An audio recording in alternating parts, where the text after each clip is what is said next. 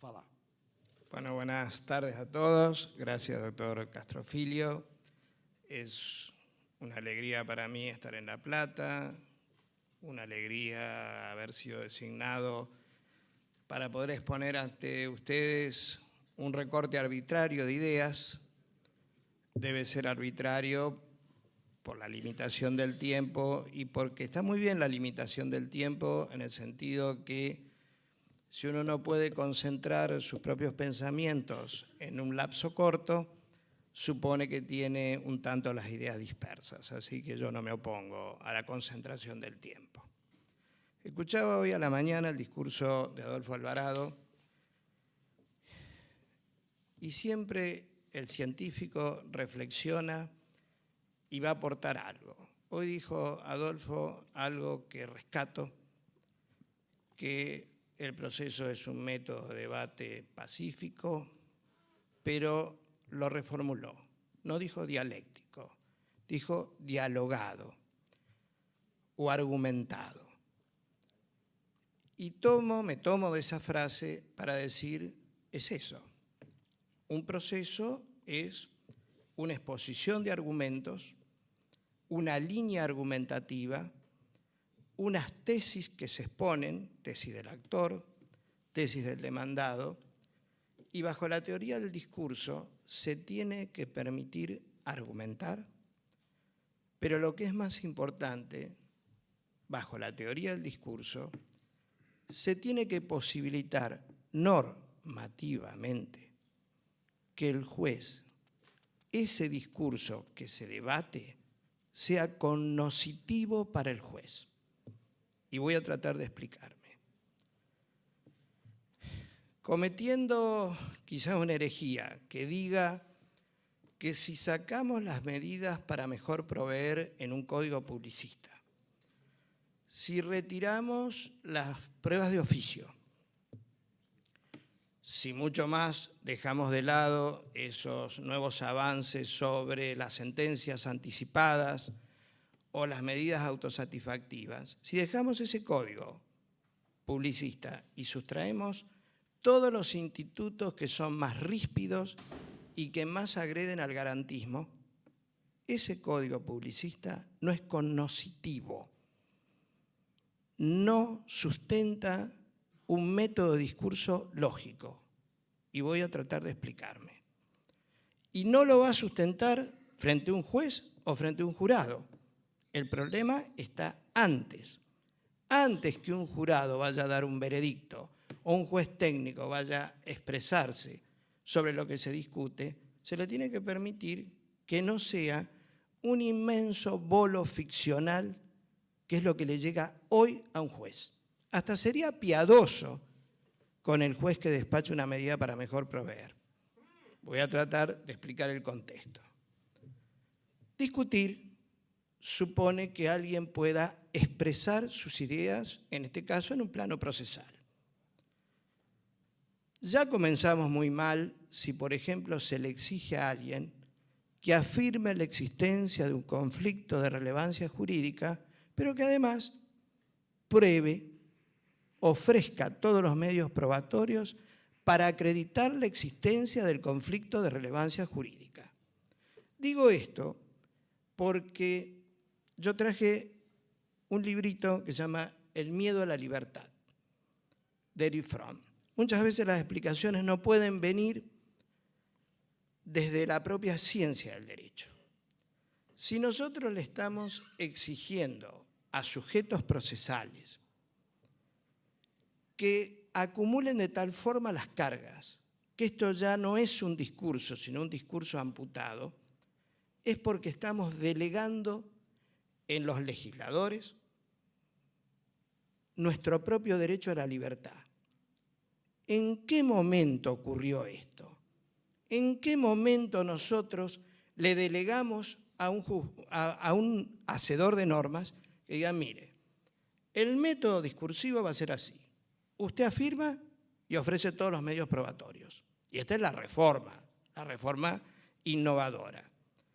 Ese hombre, ese sujeto, ese abogado técnico, por lo pronto empieza a tener un panorama totalmente distorsionado, porque de lógica en un discurso se ofrece prueba sobre algo que se contradice, y en la medida y forma que se contradice. Afirmar y proponer los medios de prueba para confirmar mi propia afirmación, hasta suena una estupidez intelectual.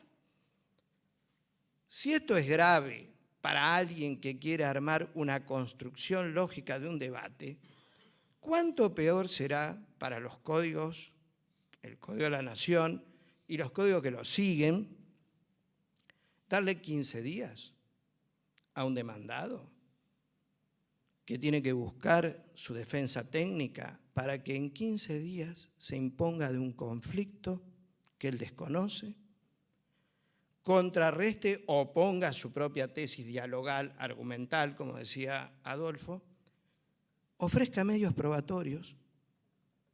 Y esa es la base sustancial de la traba de la litis, no una base ficcional. El demandado contestó lo que buenamente y pobremente pudo contestar. Si buscó un abogado, y los que llevamos 3 décadas o más de abogados, sabemos que ese abogado tiene, sí, que imponerse del conflicto del cual desconoce totalmente.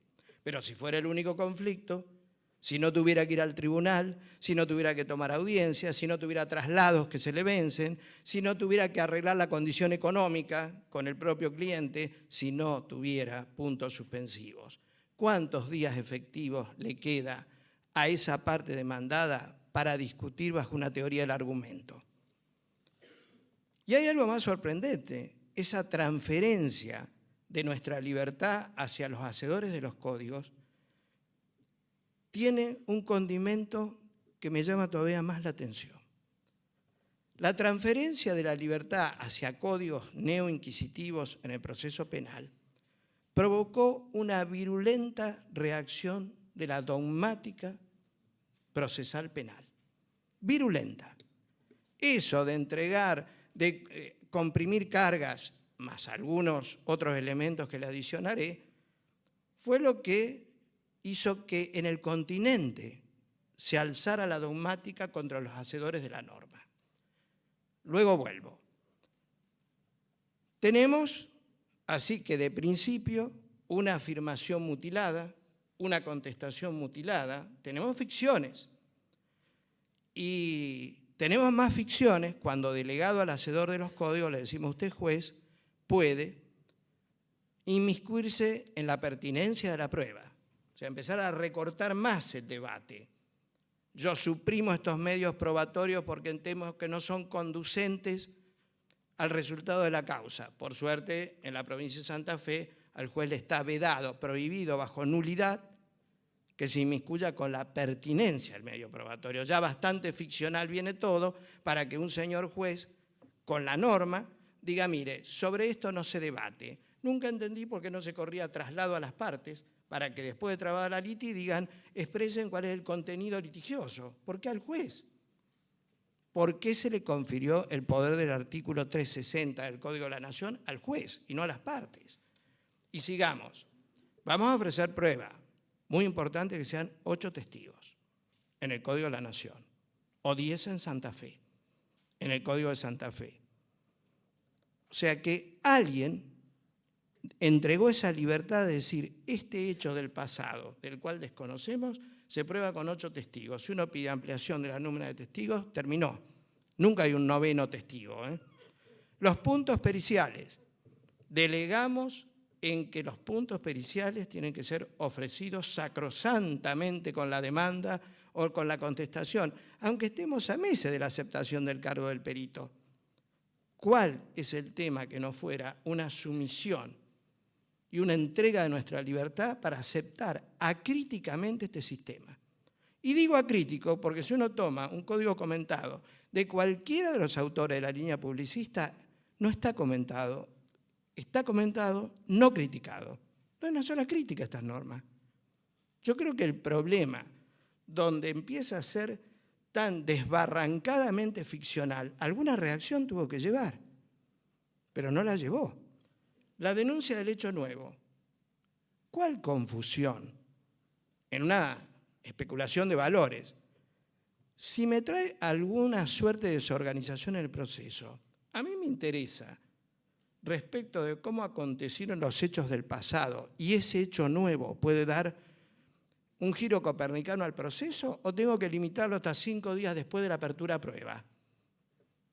Es realmente ficcional que nosotros hayamos delegado esa libertad hacia los hacedores de los códigos, pero al día de hoy la dogmática procesal civil la vale y la laude. Yo saco el sombrero a gente como Zaffaroni, que en este librito, que me lo prestó Mariana, dijo, Omar, yo lo compré y tiene algo interesante. Interesante, cuando lo abro, dice la función de la dogmática, de lo que nosotros hacemos, de los que estamos todos en este salón, es deslegitimar o legitimar sistemas de procesamiento, juzgamiento positivos. Eso es lo que tenemos que hacer. ¿Y qué hizo la dogmática en la República Argentina? Legitimó todos estos burdos remedos de sistemas ficcionales que llevan a que el juez, cuando recibe esa masa, insisto, por ahí piadosamente tenga que despachar una medida para mejor proveer, cayendo en una incontinencia todavía más grave. Pero ¿qué tal la negligencia probatoria?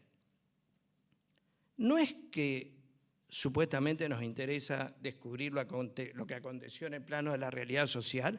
Pues bien, el sistema de las nulidades, el sistema de la negligencia probatoria estuvo redactado por 2 legisladores distintos. Uno dijo, no hay una nulidad por la nulidad misma, y el otro dijo, basta que se venza el plazo para producir una prueba, aunque no se hubiera pedido la clausura del término de prueba para que se la fulmine, se la reste de eficacia. Evidentemente, no hay solo esquizofrenia entre el proceso penal acusatorio y el proceso civil, hay esquizofrenia dentro del proceso civil, ¿sí? Y los 6 días para alegar, importante. Importante que en causas de 10 cuerpos se le otorguen a un litigante 6 días para alegar. Pero yo no escucho críticas sobre esto. Yo escucho que 6 días para alegar debe ser la teoría argumental en virtud de la cual la gente puede discutir y el juez puede imponerse lo que pasó. Todavía dicen que el alegato es facultativo, que no tiene importancia, para la teoría del discurso no tiene importancia que una persona compendie todo lo que ha sido fáctico y jurídico, porque eso no tiene ninguna relevancia.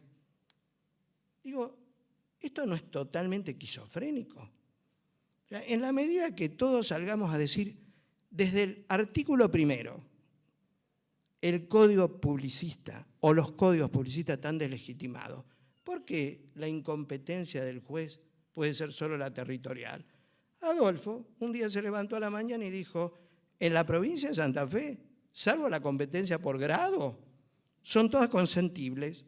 ¿Qué puede pasar? ¿Que un juez penal dicte un juicio, una sentencia laboral? ¿Y qué peor puede ser que se avance hasta el final del proceso y lo primero que le dice el juez a sus ayudantes, fíjense si soy competente? Así declaró la incompetencia y se frustra todo. Pero ¿saben lo que es peor? Por eso digo que los abogados, los científicos, no yo, sino quienes se precian de serlo, tienen que mirar la realidad. Con el diario del lunes, si se me permite este latiguillo, no se puede reconstruir un proceso. Un proceso que se anula por incompetencia, ya se sabe lo que declaró el testigo, ya se sabe lo que absolvió, ya se sabe lo que produjo el perito. No es un proceso, una farsa de proceso.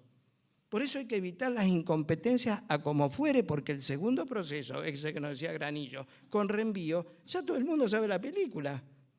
Ya se sabe que si el testimonio no fue eficaz, lo va a variar. Y si el punto pericial no fue exacto, ya no estamos discutiendo sobre nada que tenga alguna base real. Nulidad y reenvío, salvo cuando hubiera estado de indefensión, es la muerte del argumento.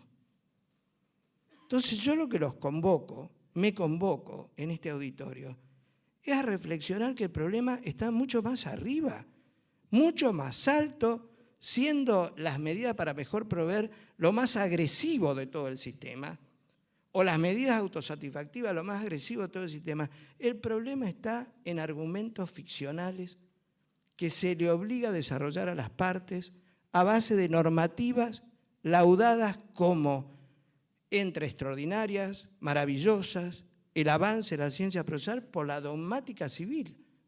Yo no creo que vea este cambio, porque la dogmática civil, procesalista civil, se tendría que levantar en vilo, como se levantó la dogmática procesal penal, y deslegitimó la normativa.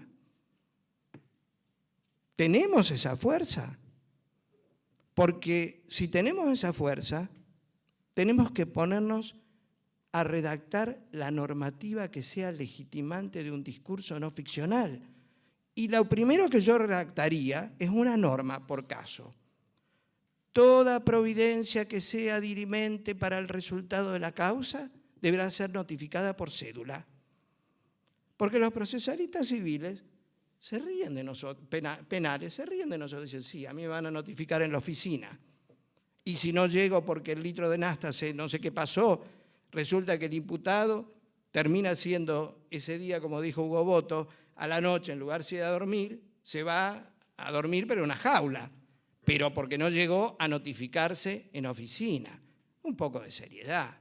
La comunicación de los actos centrales, principales de un proceso, dirimentes, debe ser notificado por cédula, porque si no generamos la ficción de la ficción. ¿Y qué digo? De la absolución de posiciones ficta, de un hombre que contestó, contradijo, trabó la litis, pero recibió una cédula que decía, no debe ser para mí, es un lego. Ya se la voy a llevar al abogado porque se han equivocado. ¿Cómo voy a recibir una cédula a los 2 años y medio donde me dicen, este es un papelito que no tiene mucha importancia? No es un abogado. Cuando llega a los 2 días, caso que me ha pasado, ay, ¿qué pasó? ¿Que perdí el pleito? No, perdónenme, yo he contradicho todo. No puede haber una norma que me diga que una absolución ficta me hace perder el pleito. No, en rigor de verdad no le hace perder el pleito, le hace perder el 85% del pleito. Bueno, entonces hay que reformar el código y usted me tiene que dar el consentimiento informado. Porque como yo soy lego, tiene que establecerse un deber funcional del abogado que cuando haya absolución de posiciones se le notifique con dictamen expreso qué significa esa cédula que le va a llegar al cliente. Hay muchas cosas para modificar. Hay demasiadas cosas para modificar. Lo único que no hay que hacer es ser acríticos. Lo único que sí hay que hacer es que la dogmática se transforme en la crítica de los hacedores positivistas de hoy. Me hicieron llegar los amigos chilenos un código, el proyecto de código que ya se le viene para Chile. 2 minutos. Es más de lo mismo, pero agravado. Un sistema de oralidad bajo fases ficcionales parece ser la incongruencia de sí mismo. Un sistema con mayores poderes para los jueces. A mí lo de los poderes para los jueces me preocupa menos que al juez le llegue tramos ficcionales, insisto. Hoy decía Alvarado y distribuía en su claridad conceptual. Aquí hay principios, aquí hay reglas, aquí hay sistemas.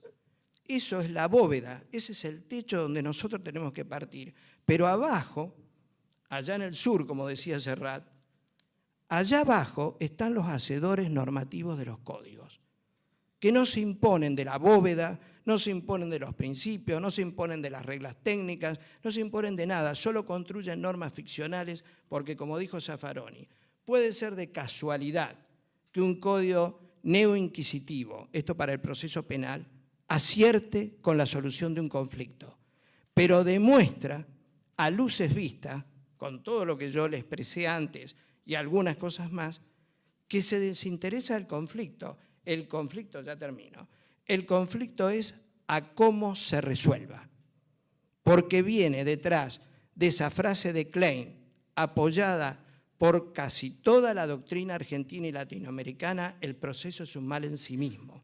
Por tanto, si el proceso es un mal en sí mismo, que termina como fuere, rápidamente, con preclusiones, con número limitado de testigos, con puntos de pericia acotados, con no posibilidad de denunciar hechos nuevos, con 6 días para alegar, con 3 días para recurrir en recurso directo o lo que fuera, a como fuere, porque el proceso es un mal en sí mismo.